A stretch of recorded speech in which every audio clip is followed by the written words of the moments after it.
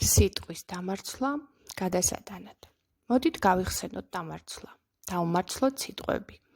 სახე, კარადა, ტელევიზორი. სახე, კარადა, ტელევიზორი. სიტყვა იყოფა ხმოვანზე. სიტყვის გადასატანად დაყოფისას თანხმოვანთან ერთ ხმოვანს ვტოვებთ. ბუხარი, წვიმა, ბატები, სიტყვა. ერთმარცვლიანი სიტყვა გადასატანად არ იყოფა.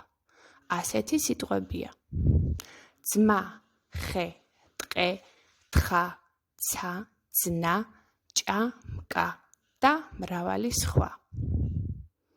სტრიქონზე ერთი ასოს დატოვება ან გადატანა არ შეიძლება. არასწორია რვეული, ყვავილი. სწორია რვეული, ყვავილი. მადლობა რომ ისმინე.